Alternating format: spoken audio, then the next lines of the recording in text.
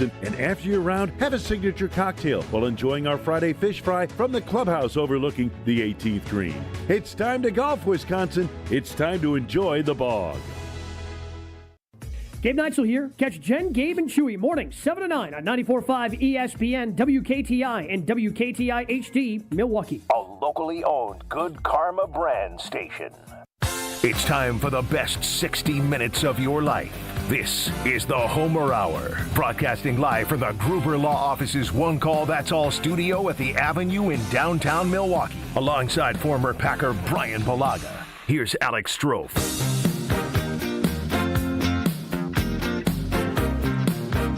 All right, away we go. The best 60 minutes of your day. All Packers all the time with the doctor of football, Super Bowl champion Bryan Bulaga. I'm Alex Strofe in for Homer most of this week, as Homer is off venturing in Ireland, I believe he is. Yeah, Ireland. 100% Ireland, yes. Ireland, got it right. So me and Blue are going to try to break down the atrocious visual that we all witnessed on Saturday night as the Packers fall to the New York Jets in the preseason opener. Final score of 30-10. Yikes, Bryan! That was something. Yeah, I mean that's a nice way to put it. It was something. Like I said on KBN right before I jumped on here, I don't ever go into preseason games expecting the starters to set the world on fire. I just don't. It's not an expectation. I don't expect them to go out there and score 3 touchdowns or 2 touchdowns and end each drive on a sack. And, that, I don't expect that. Other teams as well, right? I mean, who they're going against in this case, the Jets are also preparing and are also trying to, get their program going with a new coach. So they're also excited to get this thing started. Right. And I've had times in preseason where things hadn't looked great. To start our first preseason game, and that's life. But there really wasn't any positive from start to finish. And you look at it from offense, defense, and special teams, right? And that's the thing, you have the muff kick or punt. And everything just didn't look I'm not expecting everything to look clean at this point, right? I mean, it's preseason 1. It's still in camp. You got a lot of guys on the roster that probably won't be there. And I'm not trying to overreact, but I'm just trying to look at it from the first 2 series that the starters played, right? I look at that in a little bubble to start. And there just wasn't much there. There just wasn't much there. And I mean, to Jordan Love's credit, a lot of drops, right? A lot of drops. And it's not like he was, I think the one bad ball he threw was over the deep ball he threw over the middle to the tight end. That was, it was a 50-50 ball. But besides that, it's not like he threw a bad ball to any of the guys that dropped him, right? It's not like any of that happened. It was just sloppy. And then obviously Jacobs didn't play, which I'm happy he didn't play. Agreed. Right? Yep. I'm very happy that took place. But you still think run game, they did they had a couple runs that were, 4 yards here, 4 yards there. But from start to finish offensively, it was just blah, just nothing, right? And there really wasn't much there. And then you flip it around to defense and the Jets did whatever they wanted. They ran the ball, they threw it when they wanted, and I get it. The Packers were missing McKinney, and I understand, but at the same time, if teams are just missing, if the Packers are missing just one guy here and one guy there, and things we can't put it together for a couple series. I don't like that, right? And I expect them to look at that film, and probably the meetings weren't fun. I would imagine the meetings weren't fun, but I imagine they looked at that and they're going to go into Indy this week. They got the joint practice and things will turn around. And how much, I don't know, right? And we won't be able to tell unless they play in the preseason game, but I would imagine there's going to be a lot of life in that joint session because by all means, it needs to be, and that you need it because week one's coming, right? Like it is right around the corner. It'll be here before you know it. And if you continue to kind of drag your feet and think, oh, it's just preseason one, it's just preseason two, by the time you know it, it's week one and it's for real. And the Lions are here, right? And Right. Then it's time for business. So I just, I was hoping for more, right? Like I was hoping for more. And it was just an underwhelming performance from start to finish on all three phases. And I know LaFleur is not happy with that. Is absolutely nowhere near what he thought it was going to be. Just got to get better, and that's probably what the message is. Yeah, it has to be, right? I mean, it was really bad. Underwhelming, I think, is the word you used earlier, and that feels like the right word because you want to watch a preseason game if you're a sicko like me, right, as a fan or the former player that you are, Bryan, and you're watching with a critical eye. You want to walk away going, okay, yeah, we saw something, or that guy showed me something, or hey, the scheme looks better, or the system seems like it's working, right? Like you just want little takeaways like that. I don't know that you can walk away from Saturday's loss with any of those takeaways, right? You get outpaced offensively. Both teams had 10 drives. Packers 188 total yards on offense. The Jets went over 403 yards, right? So that just signals to you what happened. You got your ass kicked. On your home field in the preseason opener, so it was very underwhelming. Now, is that indicative of this isn't going to be a good team or they're not going to be a playoff team? No, it's not indicative of any of that. It's just an underwhelming and disappointing performance in your opener, and you didn't see a lot of the pop that you'd prefer to see in a preseason game that gets you excited for the upcoming season. Yeah. Well, like, and you said it, right? You expect to see some glimpses, right? Like like something here or something there. And like I said, I'm not expecting the offense to go down and score every time, but like I'm expecting to see a couple first downs and let's extend the drive, right? Like let's get more than a first down and like let's push the drive a little bit further and let's see some more things happen. And on defense, like I understand, like it's not always going to be perfect, but like you can't just let them just do whatever they want right down the fields. I mean, listen, I'm not going to sit here and say Fields is a bad quarterback, right? Like, I'm not going to say that because like he's athletic, he's got talent, right? He was the high pick for a reason. But come on, like, I mean, like he was able to do whatever he wanted to do, and like the I know based on how the Green Bay Packers defense finished last year. That would have never happened last year. Right. So, like, it's just a matter of and again, I'm not talking about the whole game. I'm talking about right when we started, right? The starters in the first few series, guys kind of getting dialed in and focused. Like the Jets were ready to play. I mean, they're playing, it's a new head coach. Guys are trying to impress a new, regime. That's what this is. And they were ready to go, right? From the first whistle to the last, and it's gotta start to slowly change, and the mindset has to slowly start to change that these games and these practices and the joint practices have to start meaning a little bit more, and they got to look a certain way, and you have to start feeling like you're accomplishing more every practice, right? And then you get into the preseason game and you got to see some more, and if they're going to play in preseason 1 or 2, you would expect to see some more juice. Let's just say that. You'd expect to see some more juice out of the squad if they go out there. The starters, I mean, in preseason 2. Yeah, the drops were the concerning part for me. And the good news is it wasn't Jaden Reed and Dontavian Wicks, who both were top 10 in the league last year, but drops galore. And that was obviously a big bugaboo for this team last season. That's one where I go, ugh, like, can we just get over this hiccup? Right, I understand this is the youngest team in football again, but that's just fundamentals of football. Like, can we just catch the damn ball, please? That was the one I got hung up on. Now, some of the other things, right? The mistakes, the bad decision making, the muffed punts. That's one thing. I'm just sick of dropped passes, Bryan. I just need that to end. Yeah. Well, I mean, then everyone likes Golden because he doesn't do that, right? No, I mean, strong hands. He's very secure with what he does with the football, which is probably the positive, right? Like, there's not all negative. There is, a silver lining, and it's probably him, right? And very limited work, obviously, right? Very limited touches and work. But he looks the part. Yes, 100%. He looks the part. You would expect the drops to be an emphasis in the wideout room. You'd think. And it's something that, they're probably really dialed in on.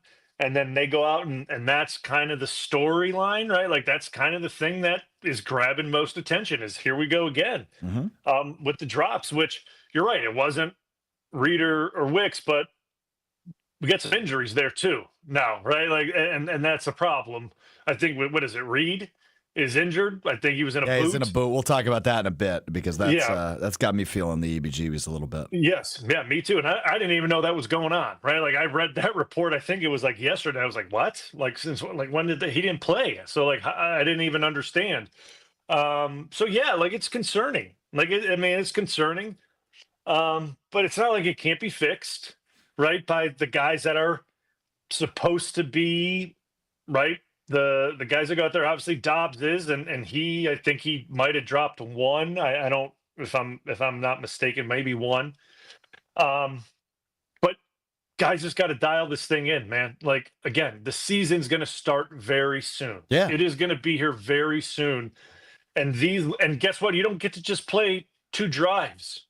You got to go out there and do it the entire game. You're going to continue to go back out there and you got to go play the whole game. So you got to start to get the mindset and mentality that like, even if we get limited work, even if it's a drive or 2 drives, like we need to make this look the way it's supposed to look. And again, I'm not saying you need to cap off every drive with a touchdown and it needs to be a 80-yard drive with 3 explosive runs. And like, I'm not saying that.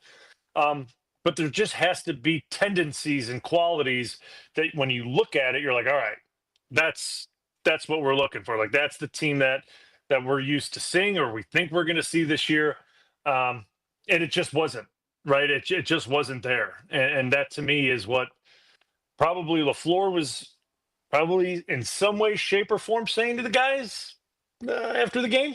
And probably that's what they're focusing on this week as they go to Indy. Yeah, and I think something you keep saying, which is important to outline, and I know when we talked a few weeks ago, right before family night, you said you kind of always viewed that as the start of the season, right? Because you get more into game planning as you get into these preseason games, and you're in the real rhythm of what it feels like in the season, and that's what these guys are in the middle of right now. I didn't view it as the start of the season on Saturday. It looked like that message was lost by a couple of those guys, given how flat they came out. And again, I'm not concerned. I still think this is going to be a good football team. I still think they're a playoff team. I still think they're going to be in the race in the NFC North, one of the toughest divisions in football. But it was not an encouraging first preseason game against the New York Jets by especially the first team guys, right? Like the offense looked flat, and you mentioned it. Josh Jacobs didn't play. The defense was without Xavier McKinney, but that defensive line doesn't look improved at all. They couldn't get after Fields. He was doing whatever he wanted against that defensive line. Braylon Allen, the Fond du Lac native, was running all over him early in that game. It just wasn't encouraging. But the good news is it's not the end of the world. No, it's not. And that's the part, like, again, I'm not going to sit here and overreact over a couple series, right? But, like, you have to look at every appearance that the guys that are going to be starting this thing, right, in week 1, like, you have to, because we don't get to watch the practice film and see what's going on, right? Like, so when they get out there in the field against the Jets ones, right? Like this wasn't ones versus twos, right? It was ones versus ones. Yeah. When you get to see that, that's how you judge how they've been progressing, right? Like that's the only way you can tell of how the guys are progressing and how things are going. So you're allowed to be a little bit, a little bit harsh with the criticism and what you expect. And they should be too. They should expect a lot. They're saying Super Bowl, like that's their expectation as a group. That's great. I mean, they got a lot of really talented players in that locker room. But if that's your expectation, what happened the other night can't be okay. It just can't be okay from the starting group. So like, that's fine if like, we corrected these errors going back out on the practice field. We're traveling to Indy. We got this joint session and maybe they do go out there against Indy. Maybe LaFleur's like, you know what? That was crap. I don't like that was awful. You're going back out there again and you're doing this again. Like, I don't care if we get the joint session. Yep. You're going to go play more snaps because you need to.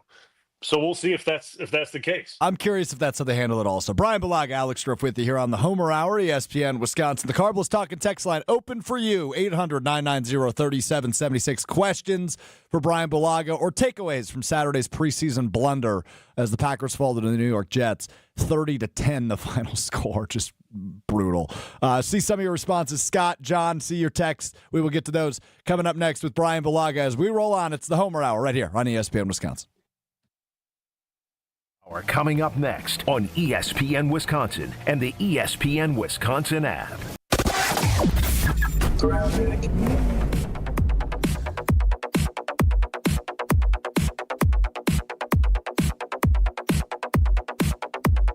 Eastbound and westbound 94, a mess in both directions. Let's start eastbound. Traffic backs up starting about the Zoo interchange through the Stadium interchange, heaviest between 92nd and 70th.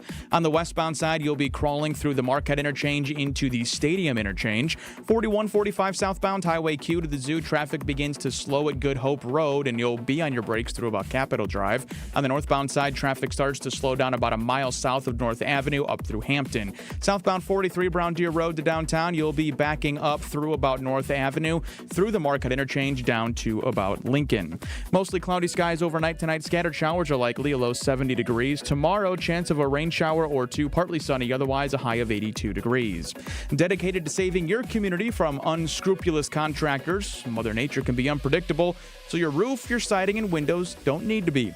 Visit infinityexteriors.com. From the WTMJ Traffic Center, I'm Mike Spalding at 94.5 ESPN. With Wilde and Tausch, you won't miss a play. Please don't misunderstand me. They played like garbage. They deserve to be criticized. The coach has every right to be pissed. Presented by Pella Windows and Doors of Wisconsin. It just felt like it was a little lack of perspective-y. Matt LaFleur challenged him to be a better leader, and sometimes that's maybe going against your coach a little bit publicly and having your guys back. Weekdays from 9 to noon on 94.5 ESPN, ESPN Milwaukee's YouTube channel, and the ESPN Wisconsin app. Looking to heat up a career in HVAC? Dick & Trough Heating and Cooling in Milwaukee is now hiring HVAC installers and service technicians. Family owned and operated, Dick & Trough offers competitive wages, a 401k match, health insurance benefits, and a winning, positive team culture that sets them apart. This is more than a job. It's a chance to grow with a company that truly values its people. Apply now to become their newest team member at dickandtrough.com. Dick & Trough Heating and Cooling. Come see the difference. Apply at dickandtrough.com. Modernizing business technology is critical for a positive impact on efficiency and reducing operating costs. That's exactly what Tri-City National Bank found out when they called on James Imaging Systems. Listen to Bank CIO Robert Bryan. We also went through a large retooling of our print environment, changing from where we had almost 200 printers. All the way down to just 97 printers. That's managed print services from James Imaging Systems, a 100% locally owned and managed Wisconsin business technology company. So being able to work with a local company like James that has that flexibility with their staff and being able to deliver for us has given us the ability to make the right decisions for our organization. Robert, would you recommend managed print services from James Imaging Systems? Yes, in a heartbeat, I would recommend James. Learn more at jamesimaging.com. James Imaging Systems, your local business technology partner. Windows, windows, windows. You hear all about everyone's windows and how theirs are the greatest. I'll tell you, our windows are the best as well. Hi, I'm Eric Brown, owner of Siding Unlimited, and I'm right there with you. We've taken the most trusted brand in windows, Pella, and paired them with such an outstanding business that we will deliver results to you at your home. Siding Unlimited has won Pella's prestigious 5-time Pella Platinum Premier National Contractor of the Year award. Siding Unlimited is the company to install your new windows. At Cousin Subs, the bigger your smile, the better we feel. That's why our menu features something for everyone, like our Wisconsin cheese curds, golden fries, creamy shakes, and mac and cheese, all paired with your favorite sub, or our subs in a bowl. And don't forget our kids' meals, now with a free cookie. Here's to a better day. Cousin Subs. We believe in better. This is the Homer Hour on ESPN Wisconsin and the ESPN Wisconsin app.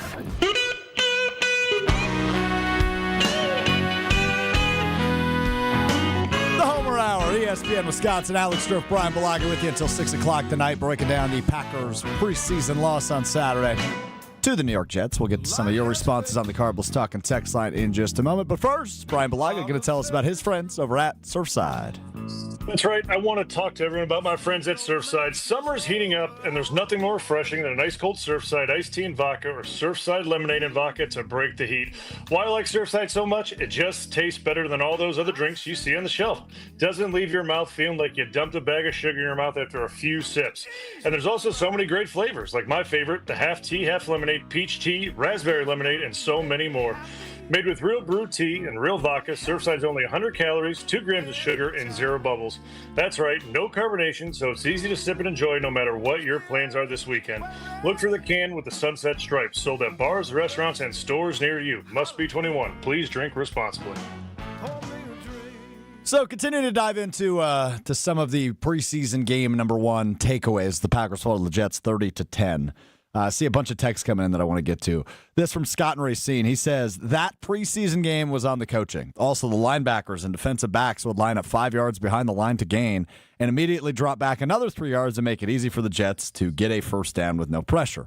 That stuff should be taught better in practice. They need much better enthusiasm and football IQ. Not acceptable. Very embarrassing. That's Scott in Racine. Is that a proper response or is that an overreaction, Bryan? Well, I mean, you could look at, that performance on and put it on everyone, right? I mean, you can look at it and put it on coaching. You can put it on players. Are they prepared? Are they not? We can say, are they prepared? I mean, they've been going through camp for how many weeks now? You should be prepared to go out there and play, right? to say that, simple as that, right? Yeah, they're not prepared. They've been going through camp. You should be ready to go out there and play. Now, how long do they spend on a game plan against the Jets? I don't know, right? And this is a new regime. It's a new coaching staff.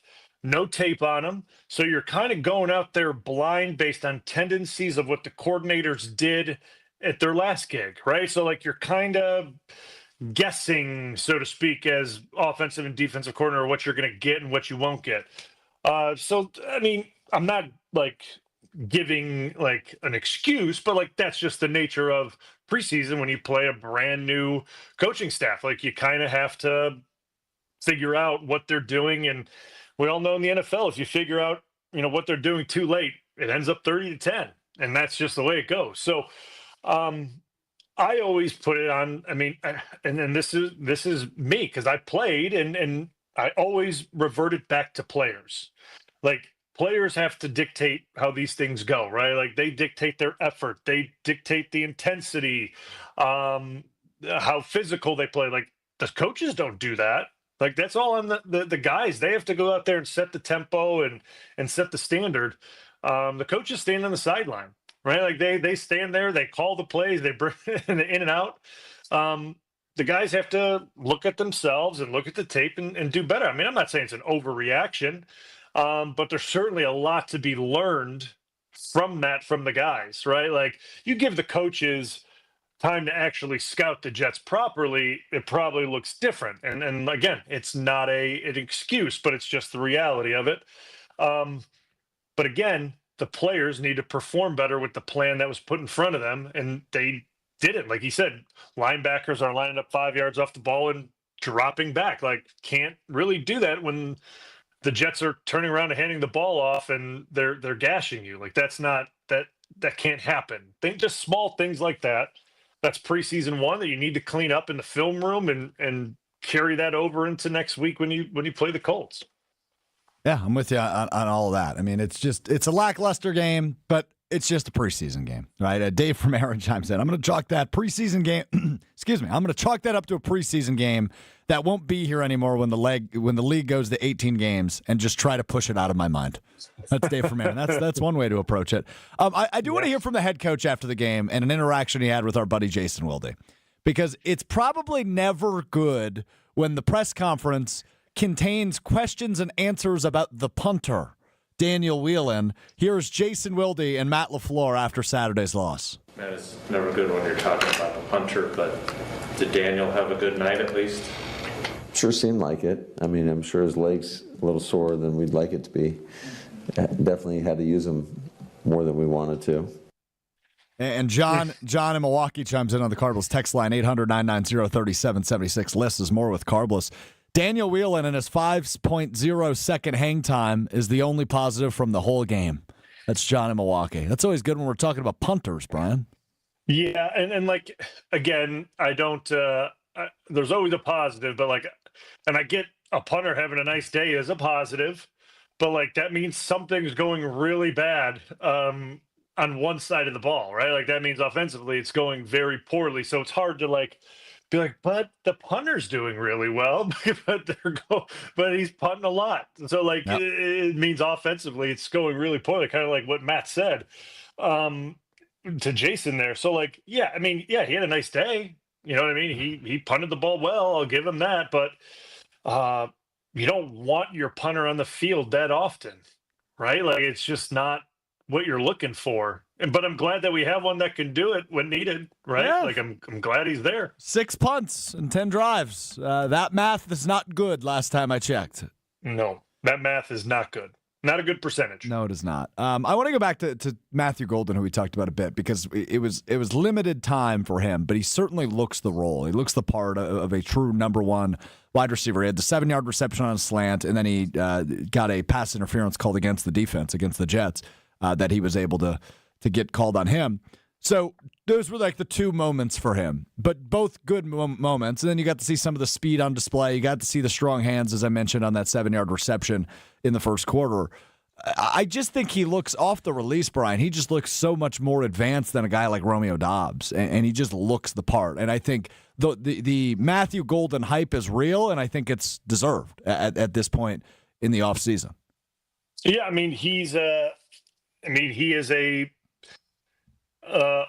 really talented young wideout that obviously has been only in the scheme a few weeks. I mean, obviously preseason, like in the spring, but I don't really count that.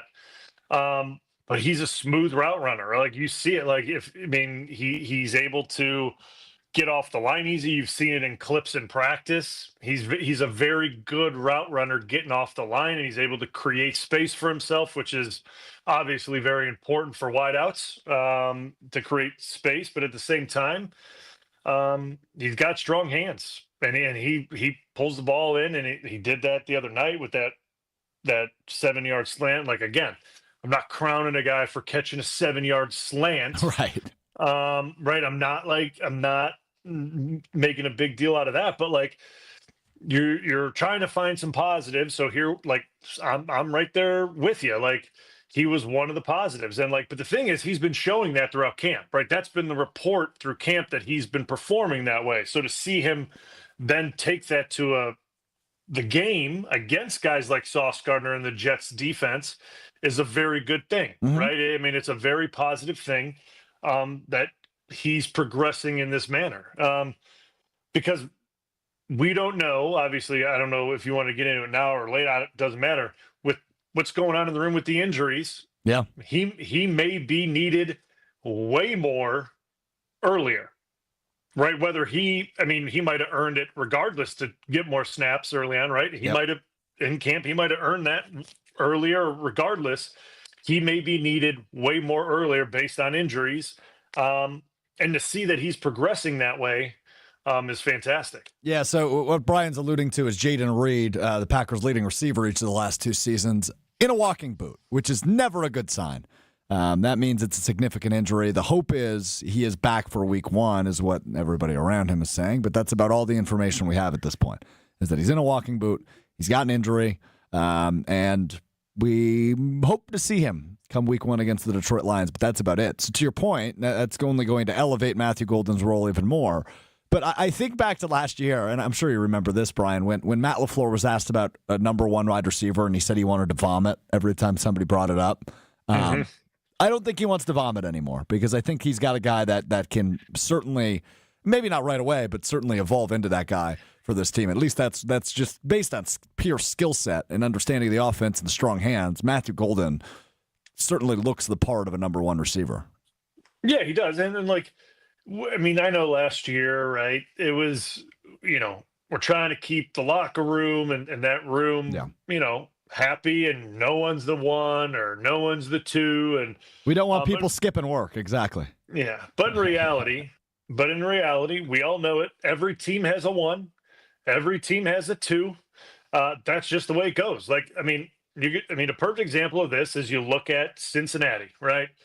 There's very clear who's the number 1, right? I don't think T. Higgins is arguing over who the number 1 receiver in the building is. That doesn't mean T. Higgins isn't a stud, right? Doesn't mean he can't be a great receiver and get paid like he did. But I don't think there's any discussion in that room who the 1 is, right? There's always a 1 receiver in every building. That's just the way it goes. So someone needs to claim that, right, in this building, right? And who is that going to be, right? And it could be Golden. It could be, I don't know who it's going to be.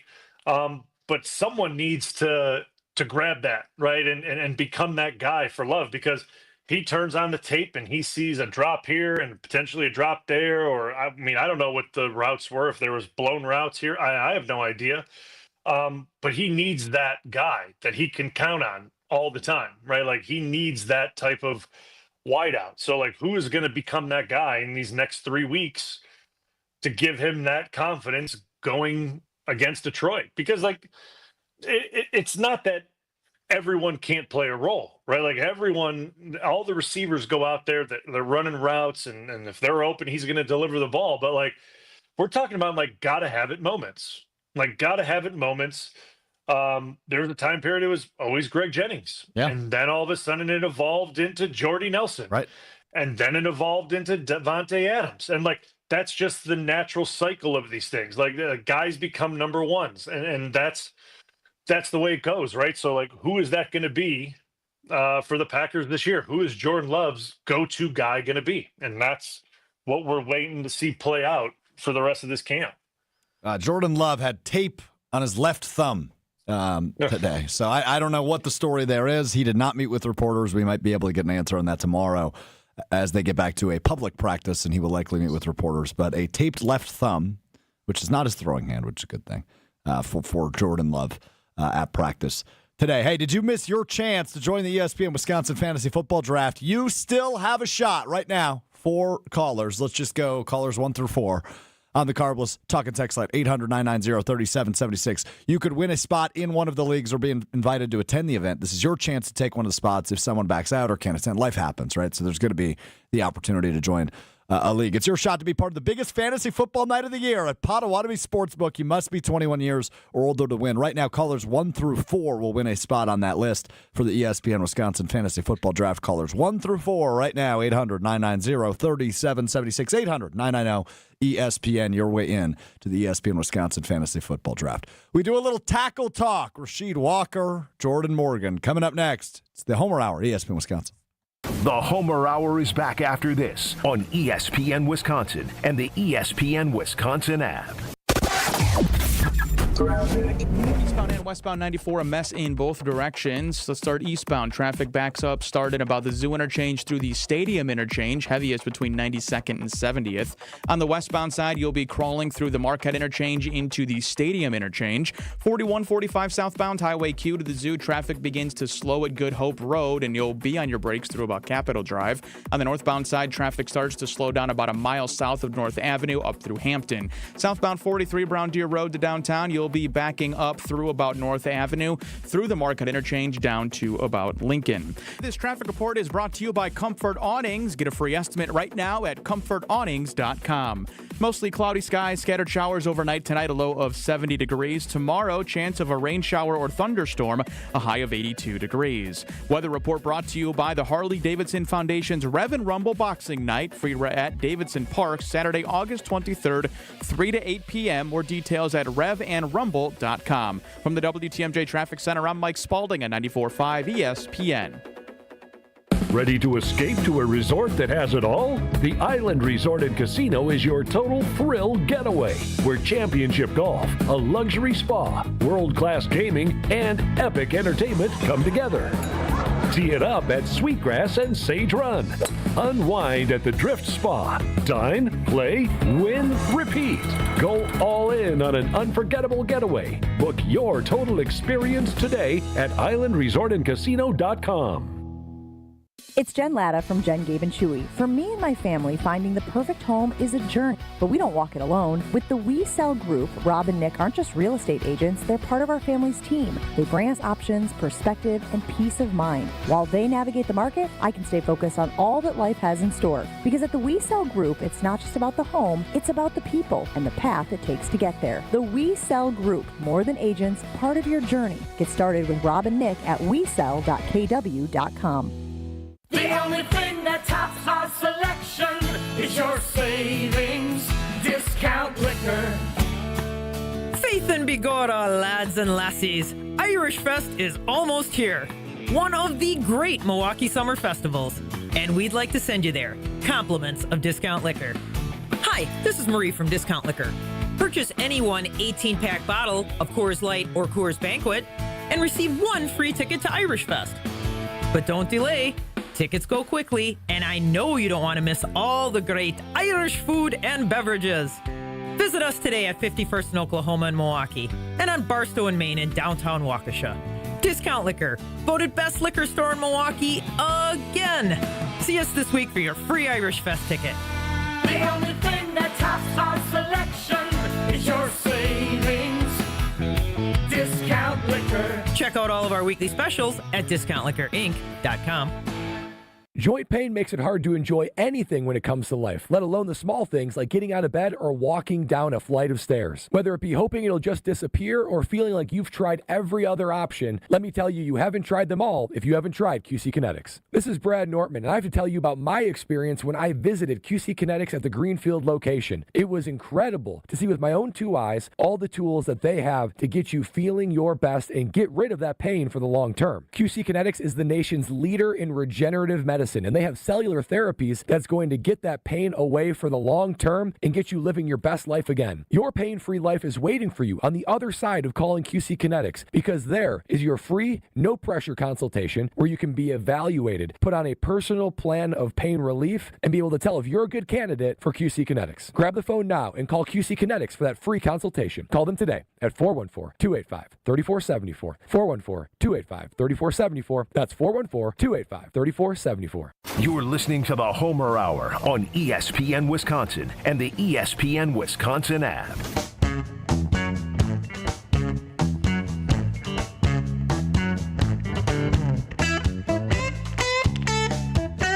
Hold on, it's the Homer Hour. ESPN Wisconsin. Alex drove in for Homer this week alongside the Packers Super Bowl champion, former first-round draft pick, our buddy Bryan Bulaga. With us for about another 25 minutes or so, with you until 6 o'clock on ESPN Milwaukee and ESPN Beaver Dam. I do want to talk a little bit about the left tackle battle, because Jordan Morgan seemingly played pretty well the other night. And with Rasheed Walker sidelined for the time being, seems like he's getting the former first-round pick a little bit more of a lead, I would say, in that left tackle battle.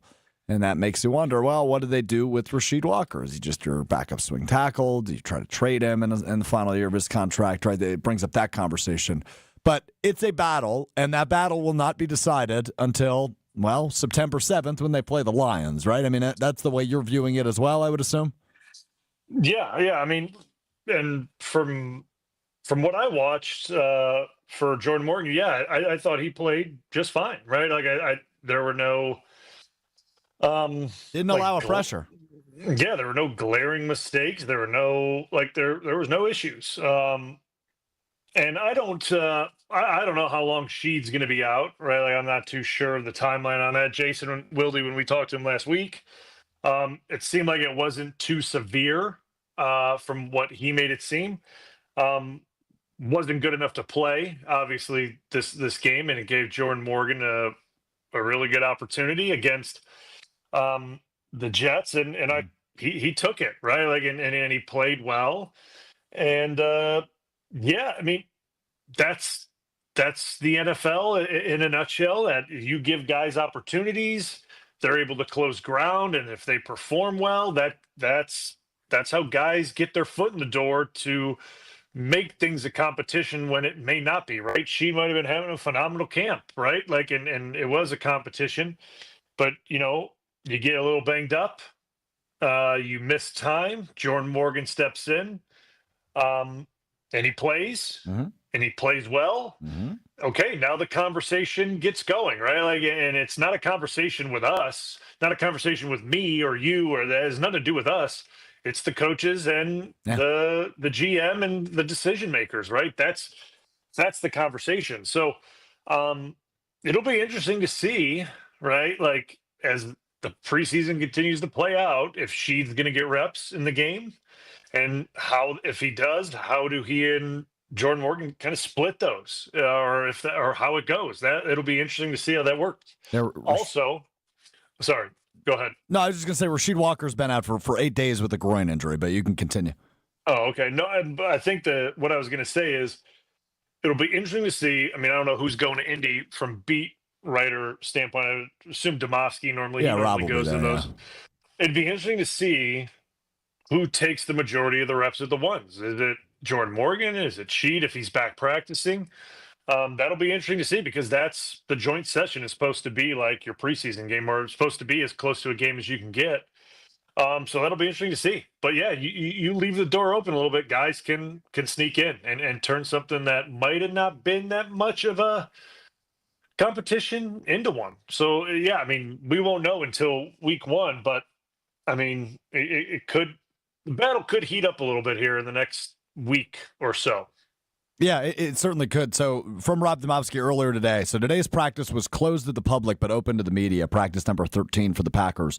Rasheed Walker did do the early drills but did not do any teamwork. Said afterward that he's not sure when he will be cleared for 11 on 11, but said what he did today was indeed more than last week. That from Rob Domofsky of ESPN on Rasheed Walker. So we very well could see him in the joint practices later this week and eventually in the preseason game on Saturday. But this is a battle that I think is going to linger on, like I mentioned at the top, because obviously Jordan Morgan had a great opportunity the last week with Walker sidelined. He did all the works with the ones, played a bunch on Saturday, did not allow a pressure against the New York Jets in protecting Jordan Love, and I think a little bit of Malik Willis's blindside throughout Saturday's game. So it's obviously the biggest battle in camp, maybe the only positional battle in camp. But then it begs the question, because I would imagine from an idealistic standpoint, they want Jordan Morgan to win that job. He's a first-round pick. It's second year. He's got more years on his contract. They're eventually going to let Rasheed Walker, no pun intended, walk and get the compensatory pick for him in the NFL draft in a few years. So, but I just obviously you like having somebody as good and established as Rasheed Walker as your sixth offensive lineman, kind of your swing tackle if Zach Tom or Morgan are to be injured at some point this season. But I don't know. It's such a good story. He's been so good for them. It almost feels wrong that he'd be a backup. Yeah. That's what's making it for me like tough to say that like she is behind now in a competition, right? Like, I mean, that's what makes it difficult for me to say, because I mean, again, from what I've heard, camp has been going well for him up until this groin injury. Yeah. And you miss some time and miss a preseason game, and if you're behind now in a competition because of that, that's shocking. That'd be shocking to me. It just would be, because he's got the tape in games. He's got the practice tape that he's done this year already in camp, right? And if he comes back and it's business as usual and he picks right up where he left off before he picked up the groin injury, the discussion's even harder to have, right? Like, it's like, okay, well, he was doing exactly what he was doing before he got injured. Looks like the guy we saw on tape. What's how are we going to sit here and say, nah, not sorry, you're sixth man now. Yeah. It feels wrong. Yeah, just tough. And again, we don't see every rep in practice. Right. We don't grade the film. They do. I don't know how Jordan Morgan is grading out in the game or in practice or what's going on. So it's hard for me to judge that. But I watched the game against the Jets, and like you said, and he performed well. He had no pressures, and I thought overall, he he played fine. Like, yeah, there's no one on offense that really played good, right? I'm not going to sit here and say like he was amazing, because like no one was amazing. I mean, it is what it is, but he did what he needed to do, right? Like, I mean, he performed the way he needed to perform, and you know, he in a competition, he gained ground, and that's what you have to do when you're in a competition battle, is gain ground as much as you can every opportunity you get, and that's what he's doing. So I still think like Sheed at the end will be the starter. Yep. I just think Jordan Morgan, if he continues on this path the way he played against the Jets, he's going to make it tighter than what it probably initially was, we'll just say 10 days ago, right? Like, I mean, that's just, and it's wild to think, right? Because everyone was saying on family night he had a rough family night, right? Like, oh, he wasn't that good on family night. Mm-hmm. And that's why I kept telling Homer, you can't judge a guy on a couple plays in family night. And then he goes out there against the Jets, and he looks pretty good against the ones. And that's, the Jets defense is pretty good. So, like, you have to take everything with a little bit of grain of salt, family night, and it is what it is. And then he goes out there in real action and does well. So it'll be interesting how it ends, but I still think Rashid at the end of the day. But again, I'm not making the decision. I have no idea. I don't either. It's going to be an interesting one to see play out. I just hope he gets healthy and has the opportunity to compete for the job. But like you said, Jordan Morgan is doing nothing but making the most of the opportunity in front of him, and that's good to see too, because he's a first-round pick, and obviously you want him to succeed and contribute to this team in some capacity. Obviously, last season, all 186 of his snaps were taken at guard, so to see him kick out to tackle and play relatively well in his opportunity on Saturday against the Jets is a good sign. We'll wrap up final thoughts coming out of preseason game number 1 as the Packers fall to the Jets Saturday, a final of 30-10 with the Packers Super Bowl champion Bryan Bulaga. I'm Alex Strofe. We will wrap up the Homer Hour right after this on ESPN Wisconsin. More of the Homer Hour coming up next on ESPN Wisconsin and the ESPN Wisconsin app. On this show, it's always football season. Now, the great thing is it's preseason 1. You get a joint scrimmage that you get to get some work in down in Indy, and you get to play in another game that will flush this. Wilde and Tausch, presented by Pella Windows and Doors of Wisconsin. Because I can promise you, you go out and play well in Indy this week. It won't be forgotten, but it'll be in the distant rearview mirror of what this season's going to look like. Weekdays from 9 to noon on 94.5 ESPN, ESPN Milwaukee's YouTube channel, and the ESPN Wisconsin app. ESPN Radio Sports Beat with Freddie Coleman. It can't be easy if you're Anthony Richardson, the third-year quarterback of the Indianapolis Colts, when you were taken that high in the draft, the number 4 pick in the NFL draft when it came to 2023. Injuries your first year. Last year, I don't know what happened. It just went off the rails in terms of not being ready or being honest and not being too honest. And now you're thinking in your third year, even though they brought in Daniel Jones to compete, they want you to win the starting job. They want you to be the quarterback they believe they were getting with all that potential when they drafted you, meaning Indianapolis Colts, back in 2023. But then you dislocate your pinky in your first preseason game against the Baltimore Ravens, and now you give more of a leg up to Daniel Jones, who will start week 2 of the preseason. Sometimes you're just born at the wrong time, or things happen at the wrong time. Anthony Richardson's not born at the wrong time because he has that potential. But maybe he's too snake-bit for this to happen with the Indianapolis Colts. Not saying they need to get rid of him, but maybe he needs to go somewhere else, because so far it has not been so good the first 3 years with the Colts. In 60 seconds, Arch Manning future decided.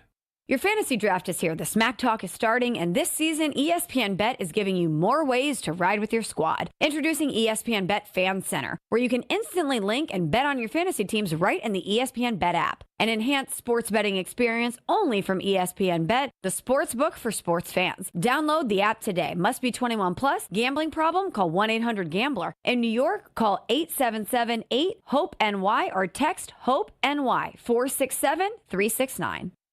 We're brought to you today by GNC. Hope I'm not interrupting your workout routine, but the GNC Live Well sale is going on right now. Buy one, get one 50% off everything in the store and at GNC.com. That's right, everything. Protein, pre-workout, creatine, vitamins, supplements, and so much more. Go for it all and don't miss out. At GNC, nutrition isn't just the department, it's the whole freaking store. You got goals, GNC has results. Visit your local GNC store or go to GNC.com. So the statement was made, and I quote, Arch isn't going to do that. He'll be at Texas, end quote. That's what Arch Manning, the Texas quarterback, his grandfather Archie Manning, told Texas Monthly, that Arch Manning is not going anywhere. He's not going to leave Texas after this season and declare for the NFL draft. It may not be the right decision, but it's definitely the right statement if you want to do anything you can to reduce all that pressure that's already there. That's going to increase tenfold with Arch Manning and Texas and those two entities together trying to win a national championship with that name on the back of his jersey. They're playing the long game when it comes to the Manning family, and it's the right game to play because you don't know what he's going to look like at Texas, but if he looks great, the chances are he may be a top draft pick of the Cleveland Browns, quarterback quandary, or the New Orleans Saints. Not any good yet. It may not be the right decision, depending on who you talk to, but it's definitely the right statement to make regarding the future of Arch Manning. For the ESPN Radio Sports Beat, I'm Freddie Coleman of ESPN Radio's Freddie and Harry. Siding Unlimited is your local family-owned and operated resource for remodeling your home. We specialize in replacing windows, siding, roofing, doors, and decks. I say specialize because that is who we send to your home. Our team is built around the experts in all fields. Hi, I'm Eric Brown, owner of Siding Unlimited. Looking for new windows, siding, roofing, and doors? Visit the 5-time Pella Platinum Premier National Window Contractor of the Year winner at sidingunlimited.com or stop by our beautiful showroom in Waukesha. Welcome back to the Homer Hour on ESPN Wisconsin and the ESPN Wisconsin app.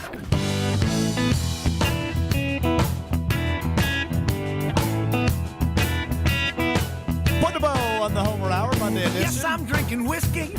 Alex Strofe, Bryan Bulaga, the Super Bowl champ, hanging out with you for a few more minutes, reacting to all things Green Bay Packers preseason game number one, which was not pretty. It was a 30-10 loss at Lambeau Field to the New York Jets. Packers will have the opportunity to make it a 1-1 preseason as they head to Indianapolis to take on the Colts on Saturday. It's a noon Central kickoff on Saturday from Lucas Oil Stadium, but a couple of joint practices later in the week, which is obviously a great opportunity to make yourself feel a little bit better about the lackluster performance on Saturday. Just before we wrap, I do want to hear from the head coach one final time on pretty much his overall takeaway from the preseason loss to the Jets on Saturday, because I think he summed it up about as well as anybody could have. Here's Matt LaFleur Saturday after the loss. Too many penalties, drops, missed tackles, bad decision-making, and it really showed up in every phase of football. And if you do that, you're going to get your ass kicked, and that's exactly what happened. He sounds thrilled. Yeah, I mean, that, like I said, those meetings the next day probably were brutal. They were awful. Yeah. If I had to take a guess. But he's right. Like, when you perform that way in every single phase, and everything that he said, what happened, right? Like, he wasn't sugarcoating it. You're going to catch a beatdown. And that's exactly what happened. Like, I mean, that's what's going to happen. And what do they have? 2 days of practicing with the Colts, or just one? Is it one or two? I think it's two, but I don't know if that's for sure. I can get you an answer. Okay. Well, if it's 2 days, I mean, guys have an opportunity to really, right their wrongs, right? From this game. I mean, you got to take advantage of these opportunities, right? When you're going against another team's ones, this is a time to really get yourself mentally ready, because you treat it like a game. I get it's a practice, but you go into it like it's a game, because that's how you have to approach this. Is it's an opposing team. The guy across from you is trying to embarrass you on tape. You're all going to watch that tape. He's going to watch that tape. If he embarrasses you, they're all going to laugh about you in their meeting room. And that's what you don't want to have happen. So this is a good opportunity for these guys to, get their minds right, go out to Indy and have a couple solid days and try to put what just happened, behind them. Because, I mean, you have to be able to, take what happened, take the constructive criticism that probably happened over those meetings, take it and use it and go out to Indy and put together a few good days and move on. But if it doesn't, right, I mean, you can't let it linger, right? Mm-hmm. You can't let it linger. You gotta keep pushing forward and get this thing going in the direction that they all want it to. And that's a deep playoff run, right? I mean, that was the talk from day one. Is February was the end date for this thing, and if you want to get there, like this thing has to continue to progress in the right way, and they can do it. It's just they have to get their mind right going out to Indy, because Indy, they're a team that's trying to improve as well. I mean, defensively, I think they're a solid team. They've always been solid the last few years, the way they with Gus Bradley's defense. Steichen's a good offensive mind. I don't know their quarterback situation. I mean, the guy's pinky was facing the other way the other day. Yeah. So, doubt he's going to do anything. But you got to be ready to go. You just have to be ready to play, and no matter who's there or who's you got to attack every single practice, and these guys, I mean, I hope they do that and come out of Indy with a lot of positive juice. Yeah, they got punched in the face last week. It's time to punch back, right? I mean, it's as simple as that. And just a quick correction, one joint practice on Thursday against the Colts, and then looks like next Thursday as well, a joint practice with Seattle before taking them on in the preseason finale, Saturday, August 23rd. So 2 joint practices remain for the Packers. You participated in joint practices, right? Yeah. Yep. Did you enjoy them? I didn't enjoy them, but I think they're good work, right? Like I mean, it's not like I loved playing a game in practice, because that's what they are, right? Like, I mean, that's in reality, that's what they are. But it's got to be nice to hit somebody who's not your teammate. Yeah, well, I mean, it's different, right? Like it's a different look, it's a different feel, it's way more intense. You put a lot more thought into the planning of it, right? How you're scheming against the defense. You treat it like a game, because that's when you go into a practice with another team, you just can't go out there and just run your stuff. Right. You got to know what fronts they're playing, what coverages they're playing, and on defense, what they're doing offensively in formation. So, you got to plan for it. And that makes it feel a lot more real for guys in the joint session. So, it's good work. It really is. I mean, you don't enjoy it. I mean, I didn't enjoy it, but I went out there. I mean, we went against the Texans, and to go against guys like a former Packer, Whitney Merciless, and JJ Watt was there. I mean, it was a good couple days, right? It was a good two sessions, and you got a lot out of it. So you get what you put into it, essentially, right? That's the way you got to attack the joint session. You may not love it, but just go at it and try to make the most out of it. I didn't enjoy it, but it was good work. Yep. I like that response. And look, after what we saw on Saturday, I think the Packers need some good work, Brian. It's as simple as that. So I would agree. Go punch somebody else in the mouth as they take on the Colts later this week on Saturday in Indianapolis. Brian is back with us on Thursday. Tony Cartagena will have you Thursday and Friday. I'll be back with you tomorrow with our friend John Anderson, as well as Wednesday, TVV Jason Wilde. So all still ahead as Homer enjoys his excursions, and we continue to react to all things green and gold, as well as the Brewers looking for their 10th win in a row tonight. A 6:40 first pitch against the Pittsburgh Pirates at AmFam Field. That will do it for us. We're back with you tomorrow beginning at 5 o'clock. Enjoy your Monday evening. Peace.